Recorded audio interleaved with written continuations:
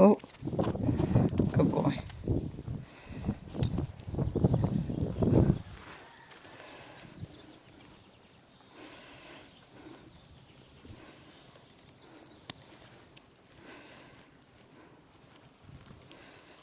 Hi, Gator is the Majestic rider. I'm here today with Gator. Gator is a Tennessee walking horse. Oh. And the reason I'm showing you him is he's going to be for sale soon. But also, I want to show you the one-rein stops. I've made older videos, but I didn't have a microphone back then. This is the lateral flexion, which is on other videos. So this is just teaching him to give to the bit. You can see he does it pretty much with one finger or by himself, and then that helps him so he knows to give to pressure when I put a little pressure on both reins. Okay, now we'll just sit here. So the one-rein stop is very useful for many things.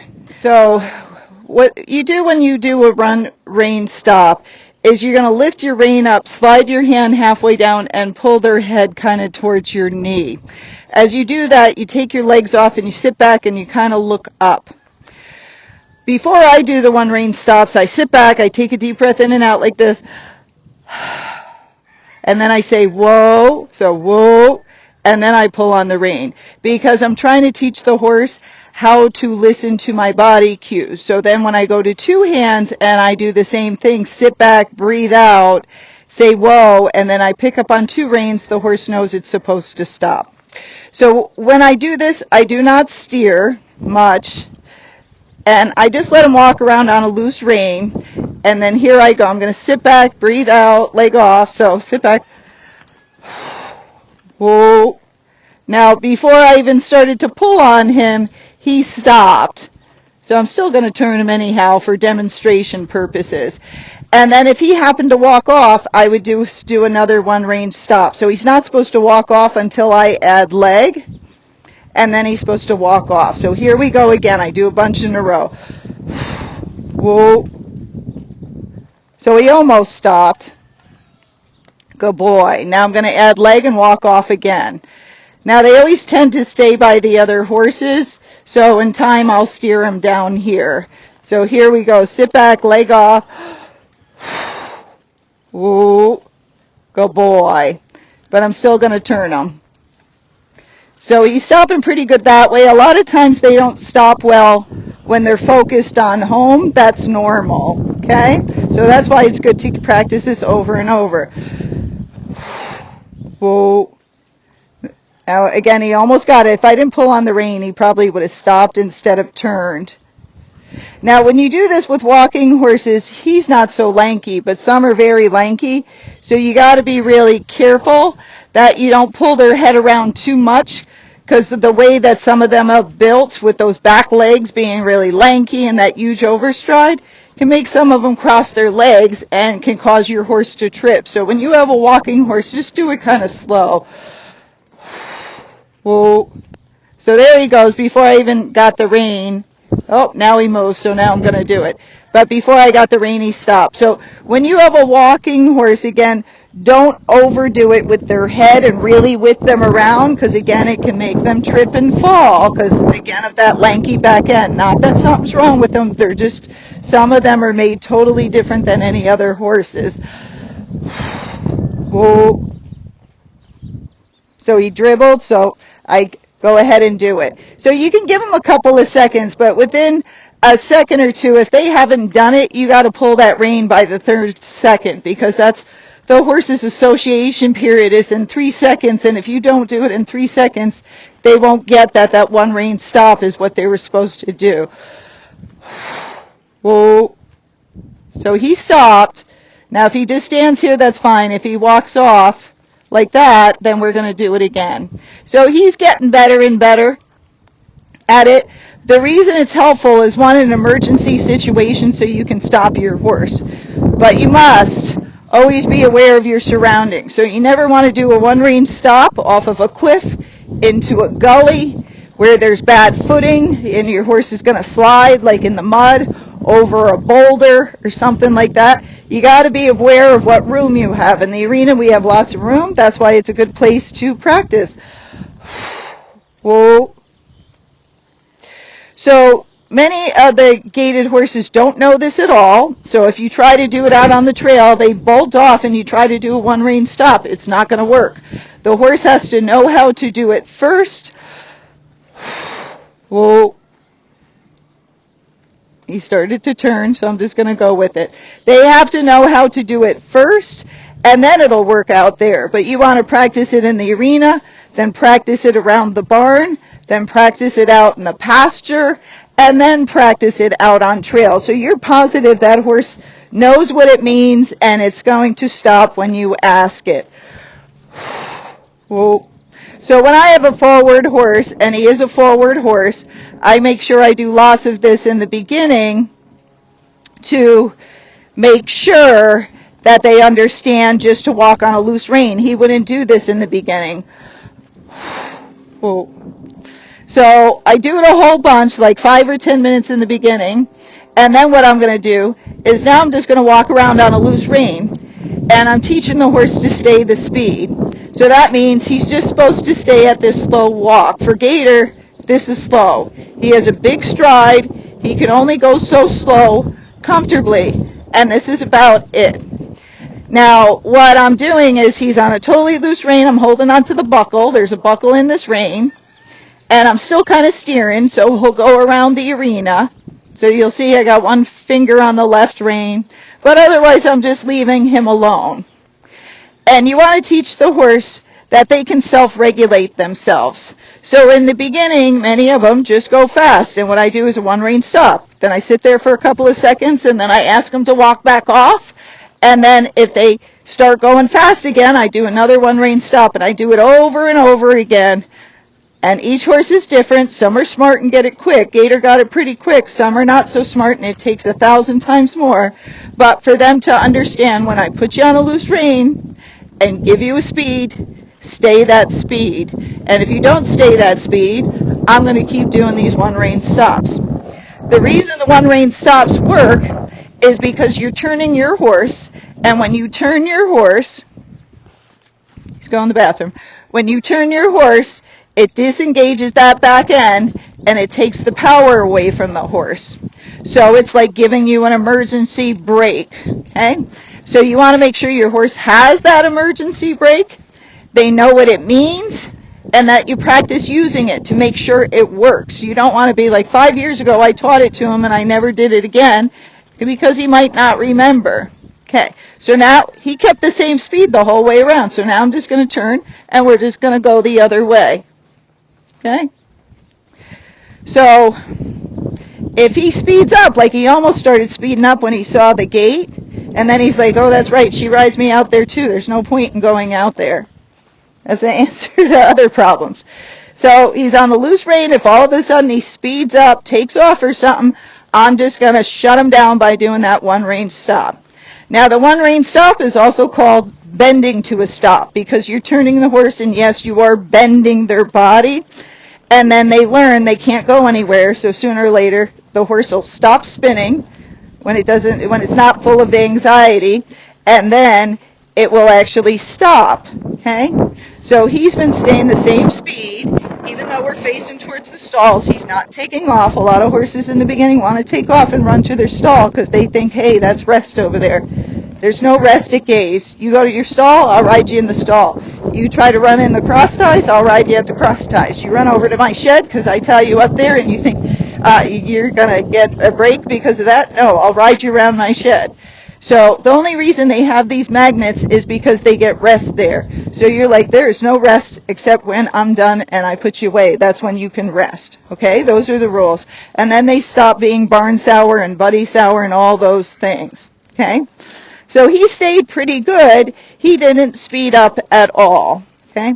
So those one-rein stops really do help them to figure things out pretty quickly. I'm going to turn so you can see me better.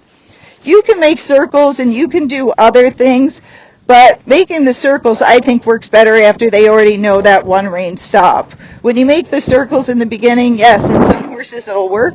Other ones, it doesn't work. They just run around the circle and run straight again. If you stop back up and they have anxiety and want to go, they just run forward again. Those things don't work. But this one-rein stop takes the power away. so they can't go.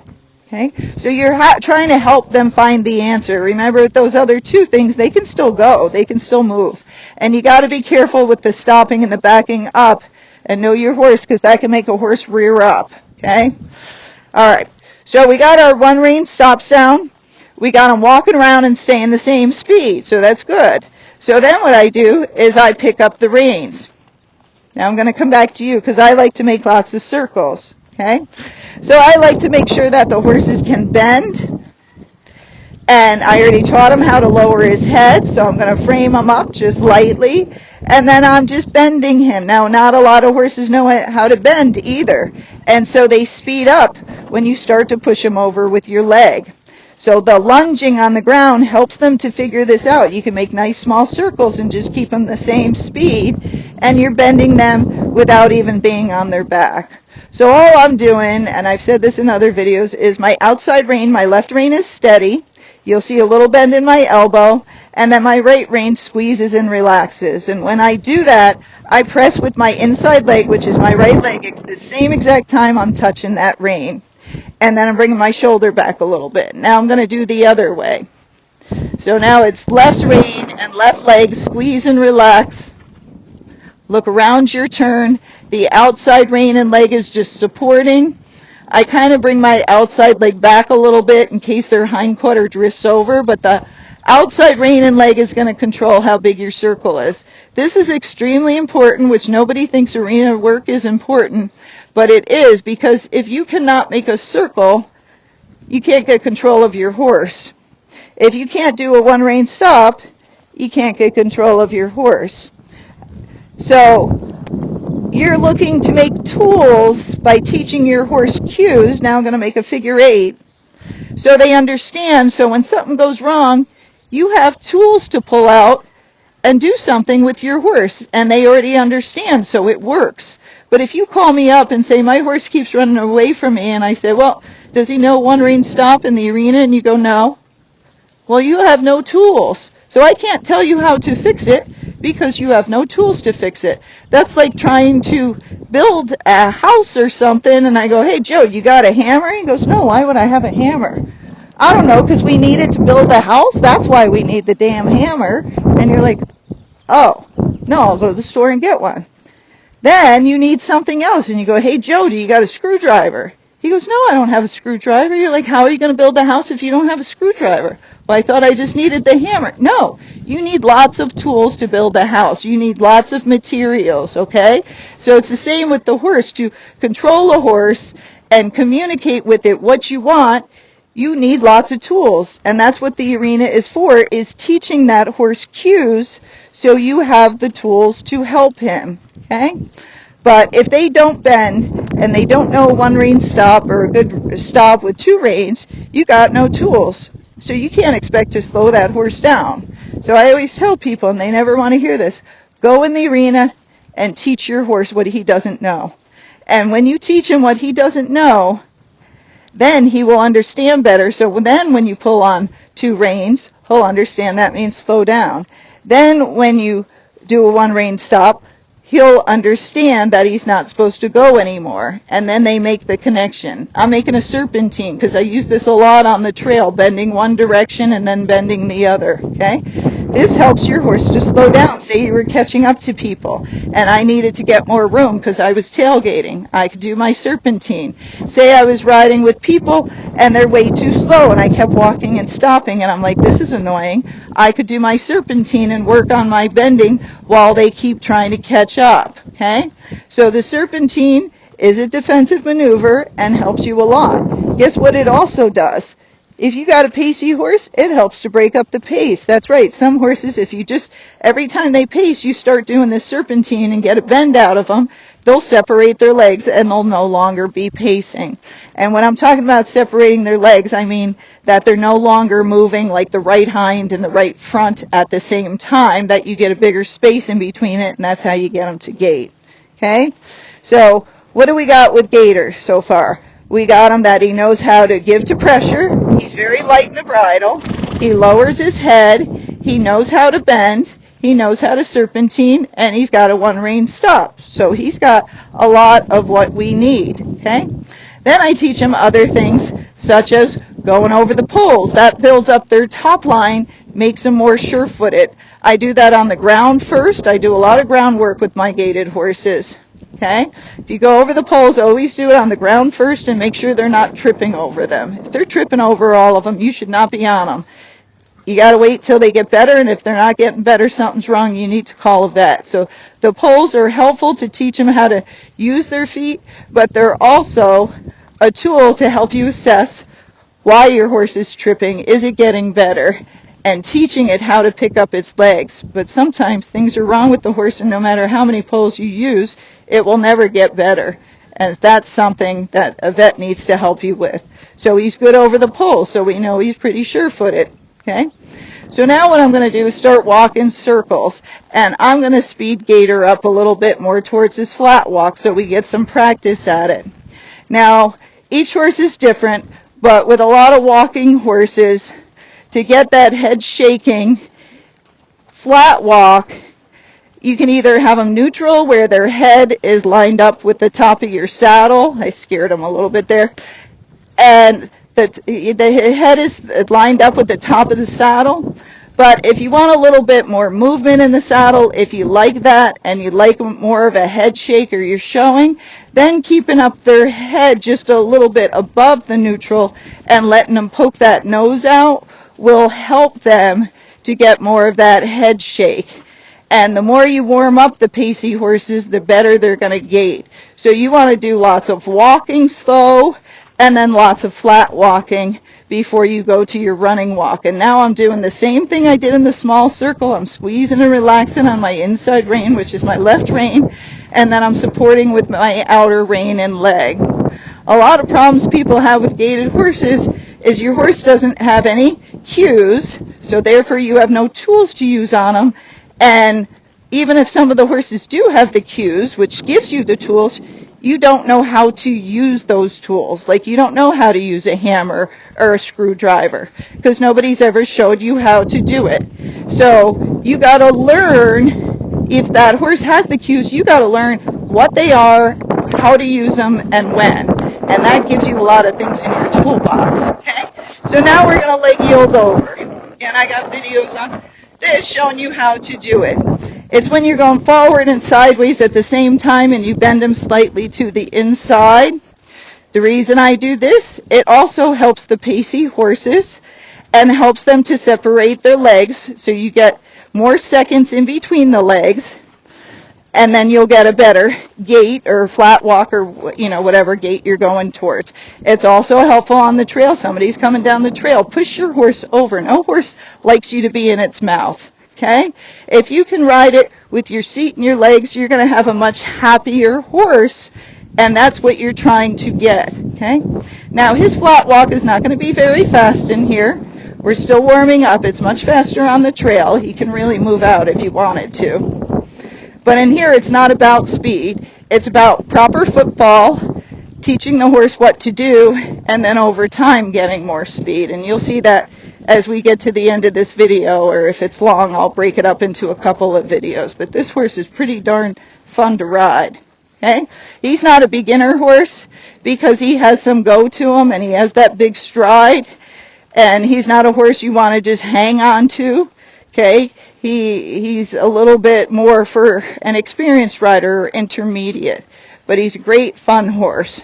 Okay, so now I always practice my stops as well. I do that also around the barn and on the trail and everywhere I go. You don't want to not practice your stops, which is what most people do. They never stop and find out your brakes don't work. So that one-rein stop helps me with my two-rein stop. So I'm going to do the same exact thing I did, except with the rein. So I'm going to sit back, take my legs off, deep breath in. Whoa. So he stopped. I never pulled. Now I'm still going to ask him for his head down. Good boy. And then I'm going to back up a couple of steps. So I like to pull, release, pull, release. It's good. You need to learn how to steer backwards because you can have problems on the trail where a log's in the road and you're backing up on a single track with a drop off. So you don't want your horse to back up crooked. So you got to teach him to back up straight. This is pretty much everything I would say you need before you go on the trail, but I can tell you most people don't know any of these things, or the horse doesn't, and they're out on the trail, and that's why they're having accidents. So let's try it again. Whoa, good boy. Head down, and now he's already starting to back up. Now, I like to do it by the gate, too, when I say don't stop by the gate, because your horse will want to go out. But any horse that wants to go out the gate, do lots of miserable things by it. Stop, back up, side pass, all those things, so they don't want to go to the gate anymore. So I do this at least 3 times, okay? And when you stop and get their head down, immediately back up. Remember, whatever you associate within 3 seconds is what's going to be in the back of their head. So I want him to think, when Gaye pulls on both reins out on trail because there's an emergency, I need to stop and back off. And that's what I'm teaching him, okay? So now we're going to do our turn on the forehand. Whoa. It's right rein, right leg. Look where you're going. Looks easy, but it's very hard. And that also takes the power away from the horse as well. So that's similar, in a way, to disengaging the hindquarters or a one-rein stop. Okay? Now, if I can control his hindquarter, I can move it back and forth if he tries to kick someone. I can move it towards somebody if they're being aggressive to me on a trail, like some stranger has a knife and is coming after me. I can use my horse's hindquarter to push that person away. I can use it to push dogs away, but you can't do that if your horse doesn't understand you and know what to do. Okay, so as I was talking, Gator got a little bit slower. He's like, this arena stuff is for the birds. So the arena is for you to practice. The arena is for you to get better. No, it is not fun being in here, but you have to learn what to do first, and then everything is fun. But if you don't learn this and you go out on the trail and you think you know how to ride and you think you know what you're doing, you're going to have accident after accident. You're going to have problems with all your horses unless you got that babysitter horse. And if you do, you take good care of him and never lose him, because you're not going to be able to ride the other horses. You got to learn how to do this. And I know a lot of the gated riders are self-taught. You guys haven't taken any lessons. You want to start. Again, I give online lessons. I can give live lessons, so it's pretty much I'm there with you. I can do voiceovers. I can do lots of things, but I cannot help you if you do not try. Because there's some people that year after year, they keep saying, my horse is pacing, and every time I say take a lesson, they won't do it. I can't help you if I can't see it. I don't know what your horse is doing. And each horse does different stuff, but I can tell you a lot of times it's more the person than the horse. The horse usually just needs conditioning, the right frame and relaxation, but you got to ride it right. And these horses are kind of like multitasking. So as I'm going around, occasionally I'm half halting on him, which means I'm squeezing and relaxing on the rein, and that's like tapping my brakes. But a lot of the time, he's pretty good. So right there, I gave a half halt. So if he changes speed, I squeeze and relax on the rein, and since he understands what pressure means, he backs off from it and slows down. So if you have read my article on half halts and you're like, doesn't work for me, my horse doesn't respond, that's because he doesn't have the basics before that. So you guys should do those one-rein stops, lots of walking, stopping, backing up. All those things will really help, okay? Get them bending around this circle so they give to your leg. The more supple they are, which is bending and giving, the better their gaits are going to be, even if they're trotty, okay? But it really does help the ones that are pacing.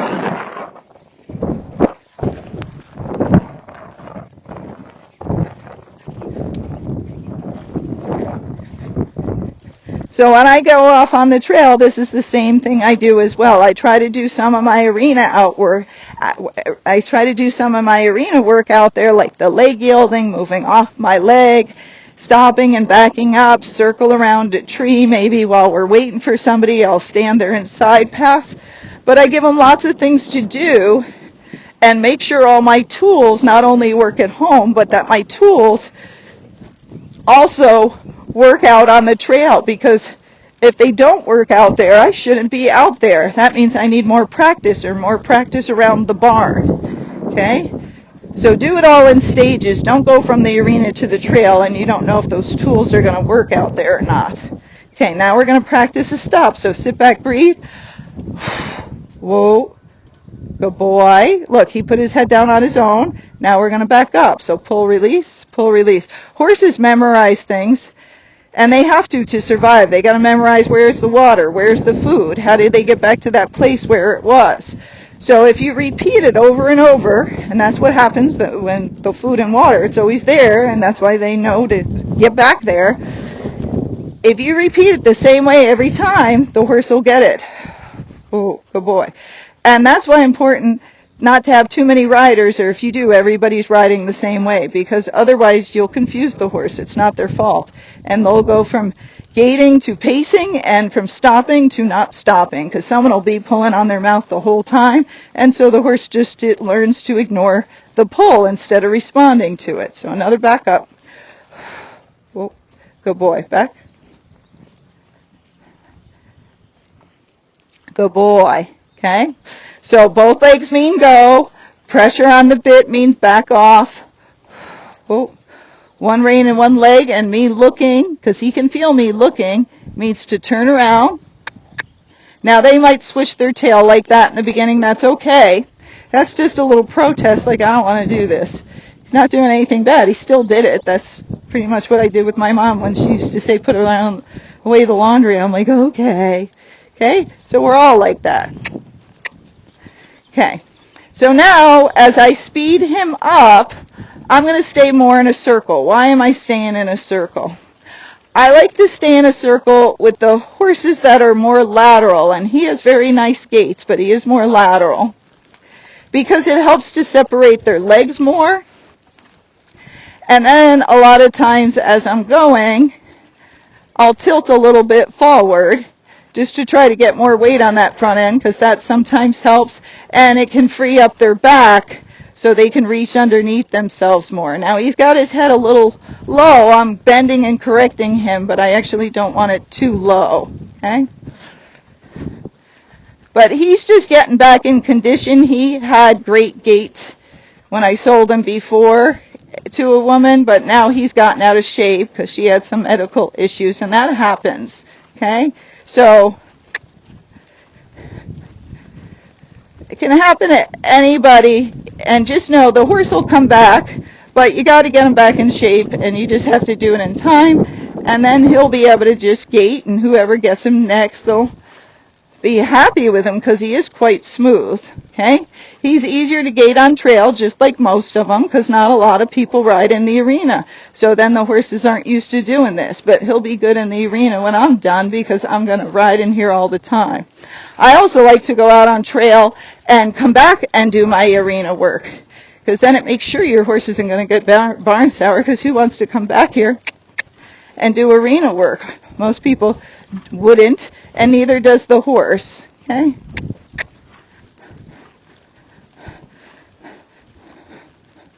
So every time I feel him starting to swing his legs a little together, all I do is bend him a little to the inside and push a little with my inside leg, but at the same time, I'm using my outside rein to steady his speed so he doesn't speed up. Okay? Now, the circles are harder than going straight.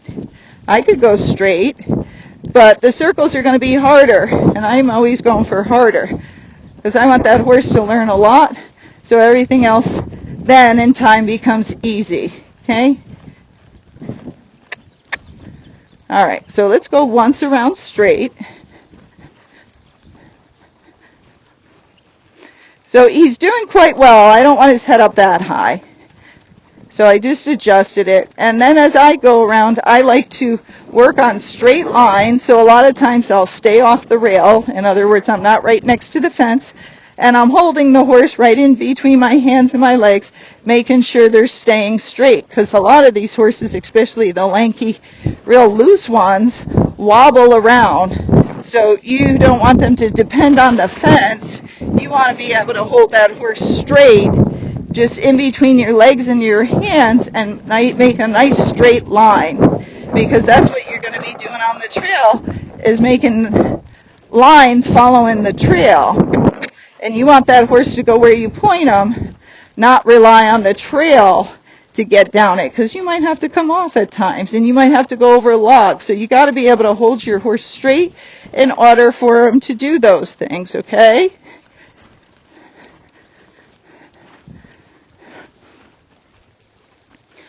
So when I get up by that ball, I'm going to go across the diagonal, and that's just cutting the arena on the slant. So you can do that when you're trying to work on your gait and you want to keep going. You don't want to stop and do your turn on the forehand, or you finally just got the gait. Don't stop unless you're rewarding the horse, and that's fine. And I do reward them in the beginning, and then I ask them for more and more. But then after you get them going, you can keep going and keep practicing the gait. So when we come back down here, we're going to go back in our circle again. Okay?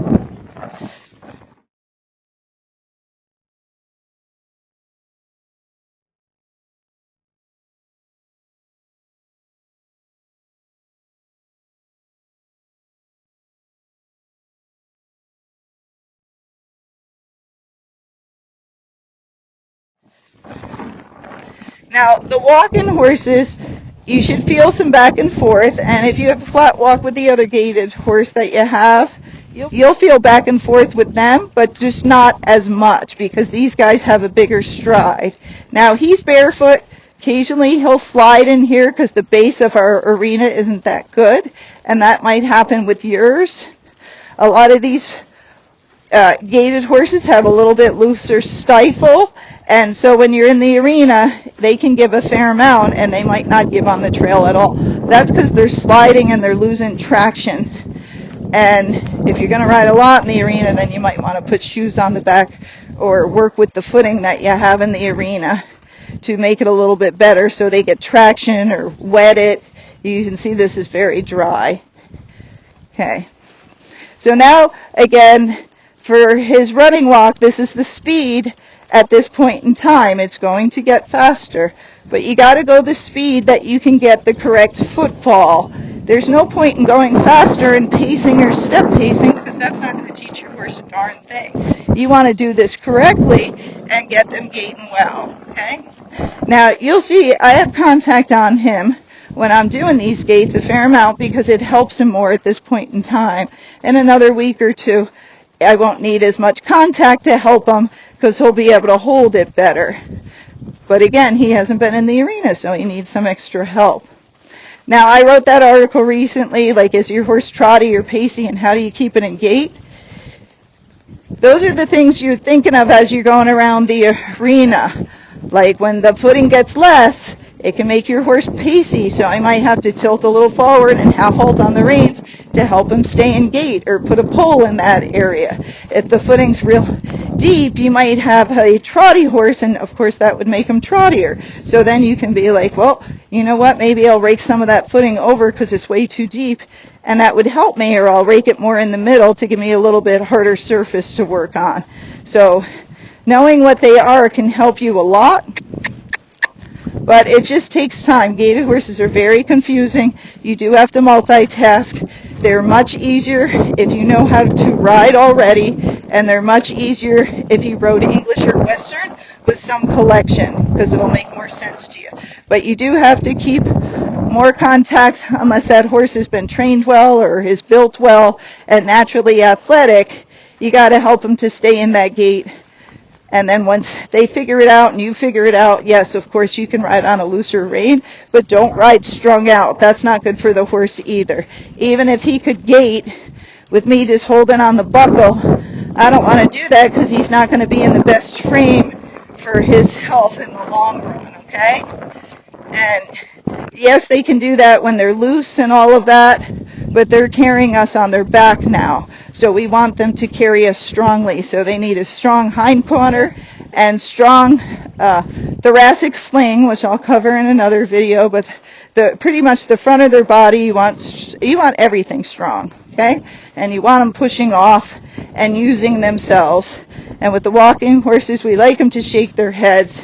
And again, I can let go, and it's not bad, but he starts to get just a little bit more strung out, okay? And I'd like him to gait in the frame and not totally lose the frame. So overall, pretty well. I know, I like Gator a lot.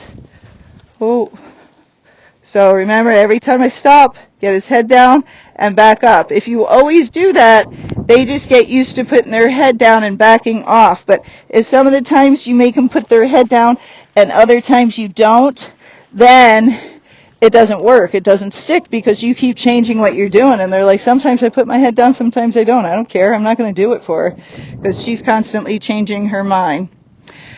So in a minute, we're going to go to his saddle gait, or what's called a slow rack. If you have a walking horse, it's best to get their flat walk and their running walk first.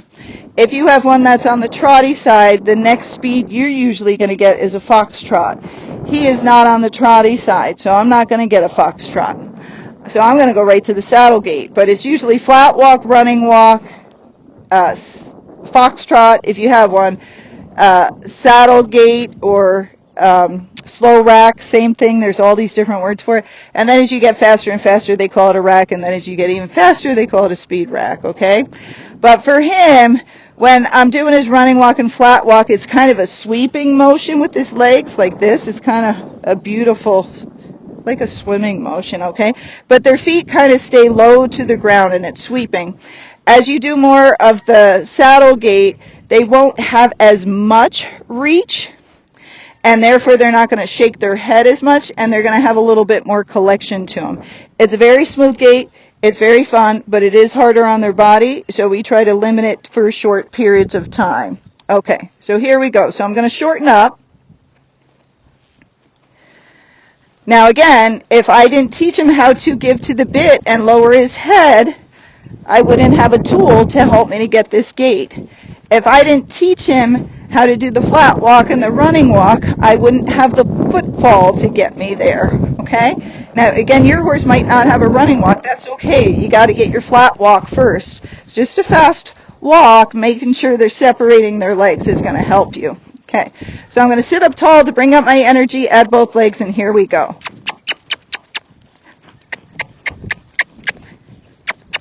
Now I got to bring his head down just a little bit more. So you'll see his head's still moving, but it's not a lot. So I want a little bit more speed so his head stops moving. And boy, is this fun. Now he's a little crooked, so I'm trying to balance him. And now I'm going to go around the whole arena. Okay? Because it's easier when you're going a faster speed to then use that whole arena.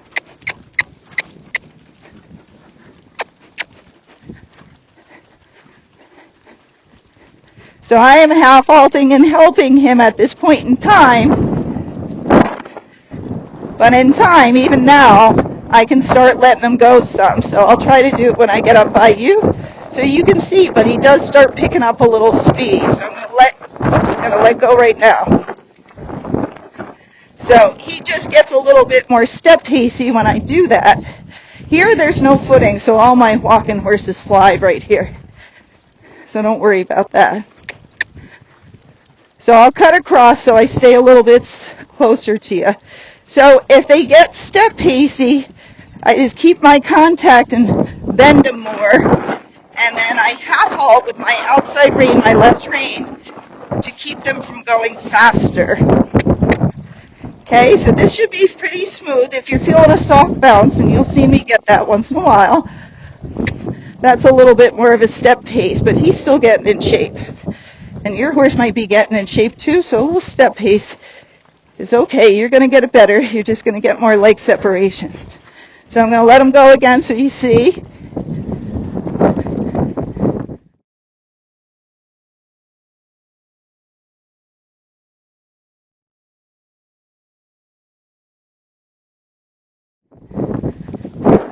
So see, he's picking up speed. He's going faster and faster. He's still falling, but that's bad form, okay? So we don't want that. We don't want his head way up and his back inverted. Okay, many horses are ridden like that, so they go back to it until you really get this set again.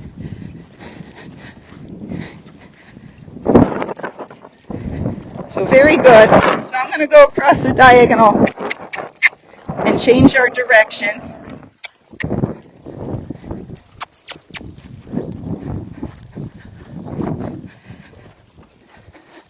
But in the beginning, when you're helping them get this gait, you might have to use a fair amount of contact, and then over time, they get stronger and you do less and less. It's like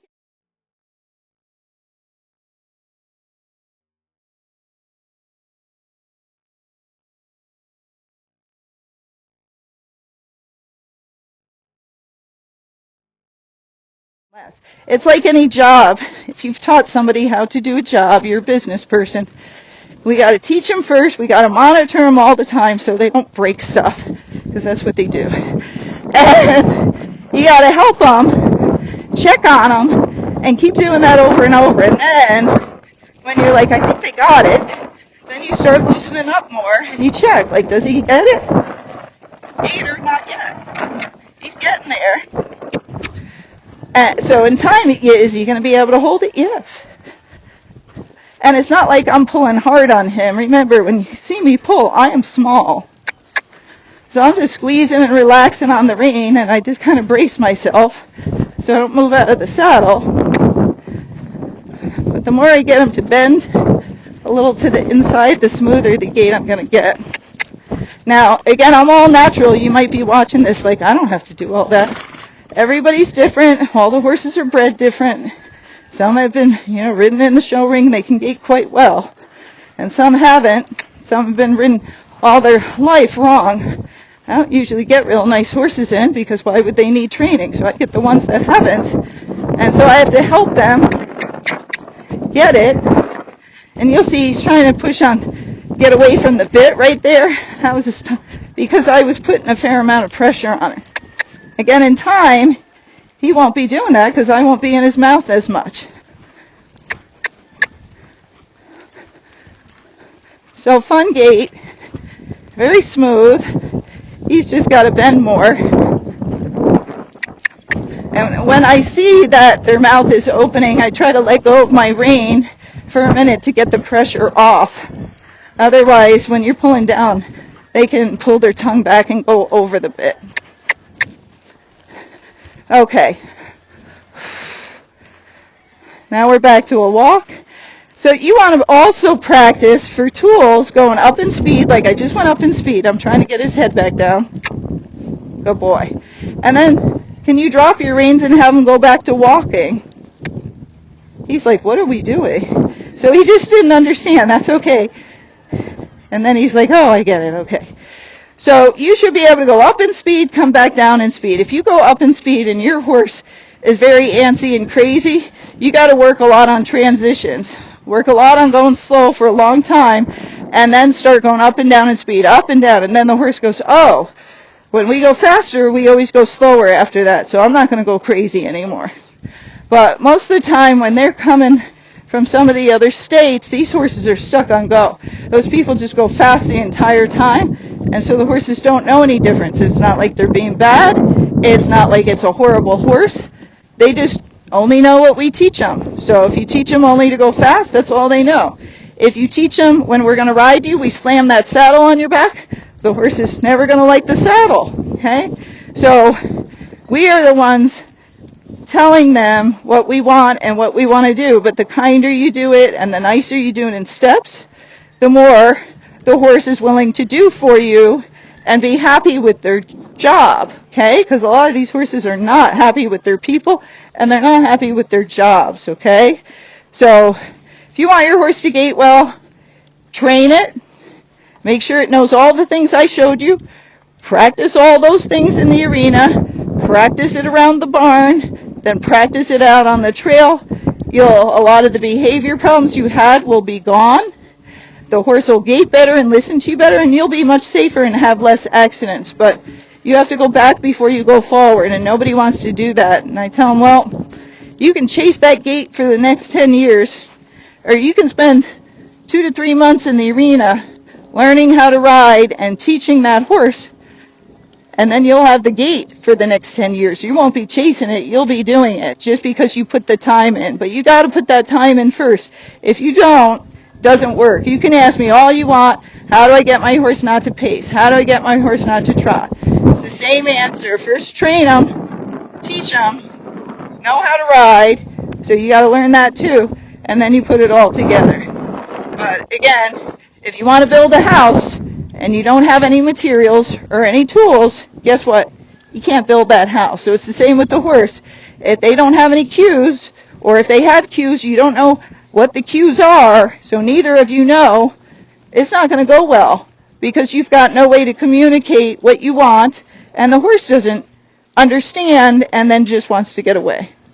All right, I know it's a long video, but hopefully that helps, and you got to see Gator, who's going to be amazing. He's super fun out there, and I hope one of you people appreciate what he is and watch his progress, but he's going to be going up for sale in probably a couple more weeks, and I'll get some videos on trail and things of that nature, but he's a great horse, so don't miss out on him. All right, remember to like and subscribe, and I hope that helps. Well, good boy.